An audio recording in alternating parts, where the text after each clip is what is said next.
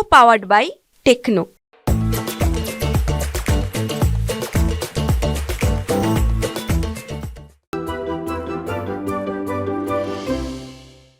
Doctor अर्चना जो है obstetrician और गायनेकोलॉजिस्ट हैं, बहुत इंटरेस्टिंग सवाल ये पूछ रही हैं ऋषभ। ये पूछ रही हैं कि क्या किसी पोर्टफोलियो में फ्लेक्सी कैप और मल्टी कैप दोनों रखे जा सकते हैं ना। ये कन्फ्यूजन बहुत लोगों को परेशान करता है, क्योंकि उन्हें लगता है कि फ्लेक्सी कैप है तो क्या मल्टी कैप भी रखें, तो कहीं ये गलती तो नहीं करेंगे। और इसके अलावा पूछ रही हैं बेस्ट स्मॉल कैप फंड कोई आप सजेस्ट कर सकते हैं लमसम इन्वेस्टमेंट के लिए। तो सवाल के दो हिस्से हैं, एक की फ्लेक्सी कैप और मल्टी कैप एक पोर्टफोलियो में हो सकते हैं, दूसरा कि क्या आप कोई स्मॉल कैप फंड सजेस्ट करेंगे लमसम इन्वेस्टमेंट के लिए। ऋषभ। प्रियंका जी, ये बहुत बढ़िया क्वेश्चन है। Lot of people get confuse actually, क्योंकि मल्टी कैप जो कैटेगरी है वो नई कैटेगरी है। ओके, पहले ओरिजिनली फ्लेक्सी कैप ही कैटेगरी थी। सो पहले तो मैं थोड़ा सा डिफरेंस बता देता हूँ कि मल्टी कैप और फ्लेक्सी कैप में डिफरेंस क्या होता है। देखिए, flexi cap funds basically large cap, mid cap और स्मॉल कैप में बहुत अच्छी तरह से डाइवर्सिफाई फ्लेक्स करेगी। अगर फंड मैनेजर को लग रहा है कि मिड एंड स्मॉल कैप काफी एक्सपेंसिव हो चुका है, जो कि फिलहाल हुआ है, तो ज्यादा करके वो एलोकेशन लार्ज कैप में कर देंगे। मगर जैसा अगर फंड मैनेजर को लग रहा है कि मिड एंड स्मॉल कैप में ज्यादा अपॉर्चुनिटी लग रही है, ज्यादा ग्रोथ लग रहा है, तो लार्ज कैप से एक्सपोजर कम करके वो मिड एंड स्मॉल कैप में निवेश कर सकते हैं। अभी फ्लेक्सी कैप फंड में कोई कैपिंग नहीं है। मतलब एग्जांपल, आप फंड मैनेजर 100% लार्ज कैप में भी कर सकता है, 100% मिड कैप और 100% स्मॉल कैप में भी कर सकते हैं, right. But multi cap fund में क्या है कि मल्टी कैप फंड में एज पर सेबी गाइडलाइंस आपको फंड मैनेजर को 25% मिनिमम ईच लार्ज कैप में रखना चाहिए, 25% मिनिमम मिड कैप में रखना चाहिए और 25% मिनिमम स्मॉल कैप में रखना चाहिए। मींस आपका जो मिड एंड स्मॉल कैप का जो मल्टी कैप में जो पोर्टफोलियो बन रहा है वो मिनिमम 50% कांस्टेंट रहेगा at all given points of time. Okay, तो आपका जो रिस्क है वो मल्टी कैप फंड में बढ़ जाता है। मान लीजिए मिड कैप और स्मॉल कैप में एक मोटा करेक्शन आया, वैल्यूएशन करेक्शन, प्राइस करेक्शन, तो आपका पूरा का पूरा प्रोडक्ट अंडर परफॉर्मेंस में जा सकता है या फिर एक पूरा का पूरा प्रोडक्ट हेवी नेगेटिव रिटर्न्स में जा सकता है, राइट। तो हम यूजुअली क्लाइंट्स को ऐसे रेकमेंड करते हैं कि आपके जो पोर्टफोलियो में है ना, सिंगल मल्टी कैप फंड कभी भी नहीं होना चाहिए। आपका पूरा का पूरा पोर्टफोलियो भी मल्टी कैप से मत भरिए। आप थोड़ा बहुत लार्ज कैप लीजिए, थोड़ा बहुत फ्लेक्सी कैप लीजिए और आप एक या दो शायद से आप मल्टी कैप रख सकते, ओके। बट अल्टीमेटली आपका जो पोर्टफोलियो है, पोर्टफोलियो का जो अंडरलाइनिंग कंपोजिशन है, मान लीजिए कि आपने 20% फ्लेक्सी कैप में किया, 20% मल्टी कैप में किया, 20% लार्ज कैप में किया, एंड सो फोर्थ। तो ये जो ओवरऑल पोर्टफोलियो का कंपोजिशन है वो डिसाइड करेगा कि आपका कितना लार्ज कैप है, कितना मिड कैप है, कितना स्मॉल कैप है। कभी भी आप मल्टी कैप फंड भी आप इंट्रोड्यूस करते हो, अगर आपका पोर्टफोलियो बहुत ही हैवी है already mid and small cap में, तो मल्टी कैप फंड इंट्रोड्यूस ना करें।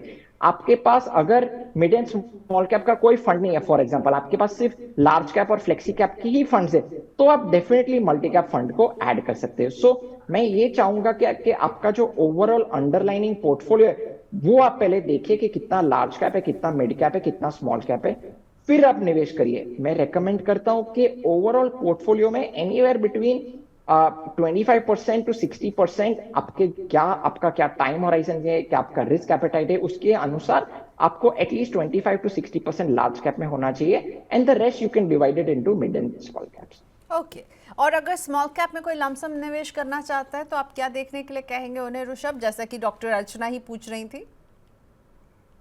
करंटली मैं रेकमेंड नहीं करूंगा स्मॉल कैप में लमसम मत करिए, क्योंकि वैल्यूएशन बहुत ही प्रीमियम पे चल रहे हैं। सो आई फील जो रिस्क रिवॉर्ड रेशो जो है, मेरे हिसाब से रिस्क ज्यादा मुझे लग रहा है, रिवॉर्ड थोड़ा कम लग रहा है from this point of time in small cap. आप मिड एंड स्मॉल कैप में एसआईपी मेथोडोलॉजी फिलहाल फॉलो करेंगे तो बेहतर रहेगा। ओके, अब लेकर आते हैं कौशल कुमार जी का पोर्टफोलियो। हमने कौशल जी को फ़ोन लगाया, बात करने की कोशिश की, पर बातचीत नहीं हो पाई उनसे, उनका फ़ोन नहीं लग रहा है। आई होप कौशल जी आप देख रहे हो हमारा शो। सो कौशल जी के पोर्टफोलियो को लेकर आते हैं। क्वांट के स्मॉल कैप में कौशल निवेश कर रहे हैं 5,000 का, निपॉन इंडिया के पावर एंड इंफ्रा फंड में 5,000 का निवेश कर रहे हैं, पराग पारिक के फ्लेक्सी कैप में निवेश कर रहे हैं, आईसीआईसीआई प्रूडेंशियल टेक्नोलॉजी फंड में 10,000 का निवेश कर रहे हैं। And Kaushal is 40 year old, पूछ रहे हैं क्या उनको आपका निवेश अच्छा लग रहा है, क्या आप इनके पोर्टफोलियो में क्या बदलना चाहेंगे। दो हमें सेक्टोरल बेट नजर आ रहे हैं, एक निपॉन इंडिया का पावर एंड इंफ्रा और एक आईसीआईसीआई प्रूडेंशियल का टेक्नोलॉजी फंड। ऋषभ, कौशल जी के कौशल हमारे साथ जुड़ चुके हैं। कौशल जी नमस्ते, आपको मेरी आवाज आ रही है? जी नमस्कार मैडम। नमस्कार। नमस्ते, आप बुलंदशहर से बोल रहे हैं? आवाज आ रही है मैडम? हाँ, बुलंदशहर से बोल रहे हैं आप? जी जी, बहुत नरोरा स्वागत डिस्ट्रिक्ट है। बुलंदशहर से मैडम बात कर रहे हैं। जी जी, मैंने अभी आपका पोर्टफोलियो रीड आउट किया सर। 4 स्कीम्स हैं, मैं देख रही हूँ। क्वांट का जी, स्मॉल जी। कैप, निपॉन इंडिया का पावर एंड इंफ्रा फंड, पराग पारिक का फ्लेक्सी कैप और आईसीआईसीआई प्रूडेंशियल का टेक्नोलॉजी फंड, राइट? जी जी आप मैडम। कुछ क्या पूछना चाहेंगे? हमारे साथ ऋषभ देसाई बने हुए हैं। मैडम क्या है, अभी मेरा 40 ईयर एज है और मैडम 20 ईयर्स मेरे पास अभी बाकी है। मैं सेंट्रल गवर्नमेंट में हूँ एम्प्लॉय। ओके, और मैडम मैं यही चाह रहा हूँ कि मेरा कम से कम जो रिटायरमेंट हो तो हमारे पास कम से कम 8 से 10 करोड़ रुपए मेरे पास कलेक्ट हो जाए इन फंडों से।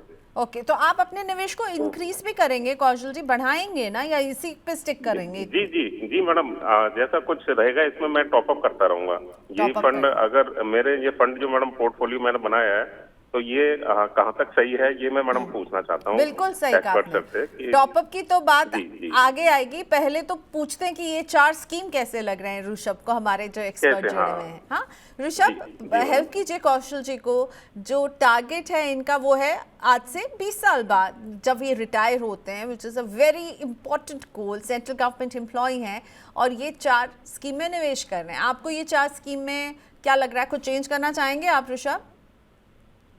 उनके पोर्टफोलियो में 2 स्कीम मुझे बहुत अच्छे लग रहे हैं, which is Parag Parikh flexi cap fund and quant small cap fund.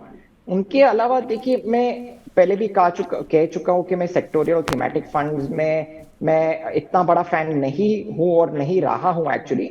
देखिए, आप जब सेक्टोरियल और थीमेटिक फंड्स में आप एसआईपी करते हो तो you know SIP basically you are spreading out your investments over the period of time. Market high market low के पॉइंट्स पे सब इन्वेस्ट करता है, और सेक्टोरियल फंड्स कभी कभार लंबे समय तक भी रिटर्न्स नहीं देता है। 7-8 ईयर्स एट ए स्ट्रेच सेक्टोरियल और थीमेटिक फंड्स ने रिटर्न्स नहीं दिया है। तो मेरे हिसाब से एसआईपी मेथोडोलॉजी में not work best in sectoral and thematic funds. तो मैं चाहूंगा कि जो आईसीआईसीआई प्रूडेंशियल टेक्नोलॉजी फंड है उसमें एसआईपी बंद कर दे, और I am understanding power and infra का जो फंड है उसमें भी एसआईपी बंद कर दे। मैं ये चाहूंगा कि एक flexi cap fund which is Franklin India flexi cap fund वो इंट्रोड्यूस करे, और एक large and mid cap fund, जो कि मुझे मोतीलाल ओसवाल का large and mid cap fund काफी पसंद है। तो आप एक flexi cap fund which is Franklin India flexi cap और large and mid cap which is Motilal Oswal का लार्ज एंड मिड कैप आप इंट्रोड्यूस करें, तो मेरे हिसाब से large cap mid cap small cap में अच्छा सा डाइवर्सिफिकेशन भी हो रहा है। आप जो आईसीआईसीआई प्रूडेंशियल का जो टेक्नोलॉजी फंड है जिसमें आप 10,000 कर रहे हो, वो आप 10,000 लार्ज एंड मिड कैप में इन्वेस्ट कर सकते हो पर मंथ, और जो दूसरा पावर एंड इंफ्रा का जो अमाउंट है एसआईपी अमाउंट है वो आप फ्रैंकलिन इंडिया फ्लेक्सी कैप में करिए। तो मेरे हिसाब से लार्ज कैप में भी अच्छा खासा एक्सपोजर जा रहा है, मिड कैप में भी जा रहा है, स्मॉल कैप में भी जा रहा है।